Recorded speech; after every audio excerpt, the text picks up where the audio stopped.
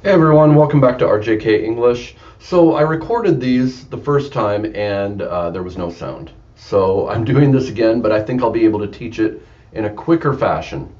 Okay, so first, these are all of the vowels in their infinitive form here. Then in the initial form, if they start a word, their mid form if they're in the middle of a word, and the end form. Now, mid form means middle of the word and connected to the next letter. So an end form can happen in the middle of the word, but it cuts the flow of the word. It doesn't connect to the next letter. The next letter starts as an initial. Okay, so that's how it works in Urdu. So if I write pani, this is P-A, P-A, ni. P-A-N-E. Pani. It means water. So pa-a, is actually in the middle of the word, but it is an end position because see how it doesn't connect to the next letter. Multiple vowels don't connect to the next letter, or they can not show up at all. Here's mudded, which means help.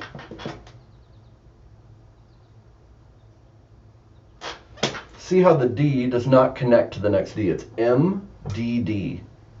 But in the middle of both of these consonant breaks is a vowel. It's an The right here does not have a mid or an end. Words in Urdu basically do not end in short vowels. They don't end in I, U, They only end in A, U, O, A, something like that. A, A. They end in long vowels, not the short vowels. So the short vowels are in here, but they just don't show up. So this is actually, if I put this here, see on top of this aleph, there's a line at the top. These don't have to be there. Even this swoosh for the U, doesn't have to be there, but it can show that they are in here, mudded. Okay, so let's look at these. So first we have the I, U. They are all the same. They're just this aleph. They're just this. Okay, but if we want to show which ones they are, we can put the lines. At the top of the line is at the top. At the bottom of the I, the line is at the bottom. For the is the swoosh at the top. Okay, it only has the initial placement. So ananas, which I think means, does ananas? I think it means pineapple. Ananas. Here's nanas. Now notice the in the middle looks like just the regular aleph, but it's not. In the middle position, or I'm sorry, it's actually the end position, but in the middle or end of a word, it shows up like this without this tilde thing on top. Okay, so at the beginning, the shows up, but if it's anywhere else in the word, it doesn't show up. It's just invisible. That's same with I and U. For instance, Urdu.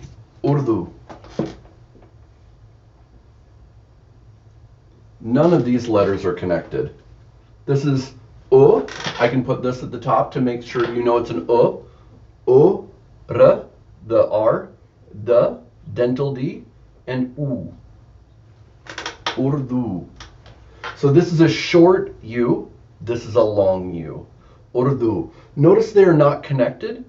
This is because just like the none of these two do not connect to a letter following. Actually, all of these are letters that do not connect to following words. They are only standalone, meaning they just show up at the beginning, they don't connect to the next, or they are at the end, like U can end like this, just like here.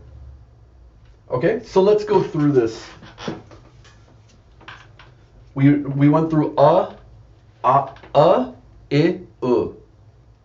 Those show up just as an initial aleph. Ah shows up with the tilde on top like this at the beginning. Aram se. Aram se. That means with relaxation, like just chill out. Aram se. Do it with ease. Like don't stress yourself out. Here's the at the initial. See, it has the tilde on top. It does not connect to the next letter. And here it is in the middle of the word. It is in the middle, unconnected to here, but it's just a line. It's just a line. Aram se. Aram se. And here we will see our A at the end. Okay? So going on to E.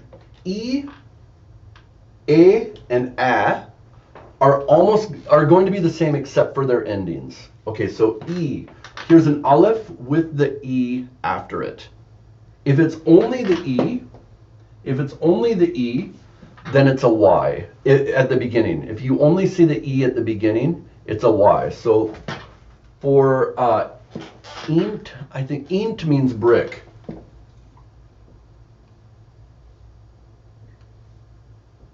Oops. Eent, here's the E, aleph, and then the E. See, here's the beginning one. Aleph and E. Eent. But here, and this is N and the retroflex T. Da, not da. And then, but if I say yahan,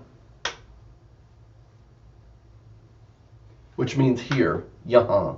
Vahan is there, yahan is here. I just have my two dots above this part, and that's the ya. That's actually a Y. Ya, huh. And that is the nasal N, not n. Yahan. And this is the H, yahan. Okay, so it starts out with the aleph and the E, which is two dots below this line. In the middle, it looks like a bump with the two dots below it. So yaqeen,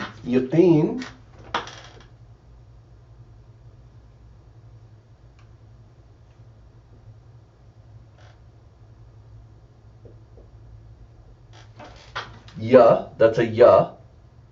Qa, back of the throat, qa, not ka, qa. E, yaqeen. And yaqeen means surely, I think, or something like that, or truly, I forget. I'm sorry. Yaqeen, the E shows up as a bump in the middle with two dots below it.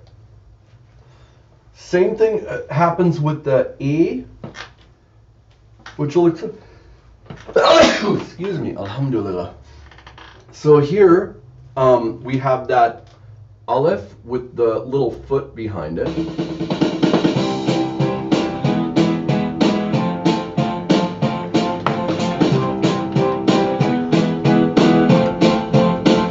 Hey guys, welcome back.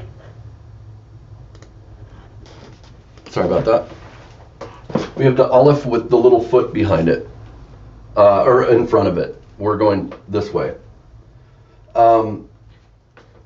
So if the line's below, it's A. If the line's above, it's A. Okay? It starts out just like the E. Same thing in the middle.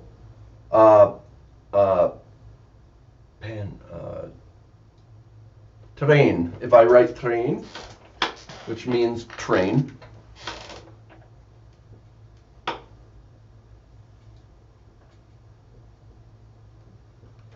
This is a retroflex T, R. Here's A, not E, A. Train.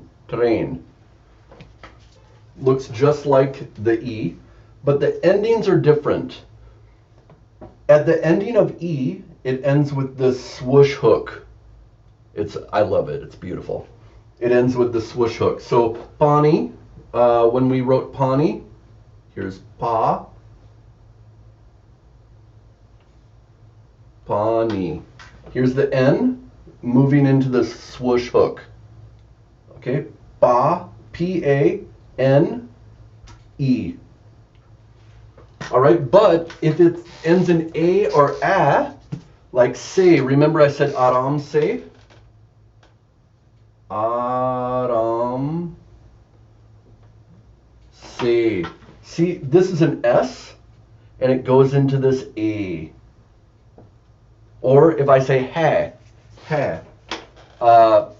ye ha, it is, ye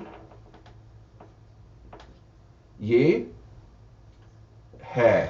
Here's an H going into the A. Okay? So the last one is O, A, U. They all look the same. I can make these marks to differentiate them. So with Urdu, the fun is you're really learning like a secret, you know, a secret that's a little bit hard to learn for people. And you can, what I like to do at work was I would use Urdu to write my notes to myself in English, but with Urdu script. No one could read it, you know, so I could write about my, you know, people that I was managing or anything. I could write my notes like that. It's kind of fun. Okay, so O, A, U, long vowels, they start like this, the aleph and then the wa, the wow. I think it's wow. Neither of these connect forward to anything else. So there's no middle, they only have endings. And this is how the U ends. So if I say the U, O, and A. So if I say na, which means 9, it goes N, N, and into the wa. That's na. Na. It means the number 9. Alu. Alu is potatoes. Alu. Here's the L. A. Here's the L going into U. Hato. No, I shouldn't say. Jiao. Jiao. That means go. You go. Jiao.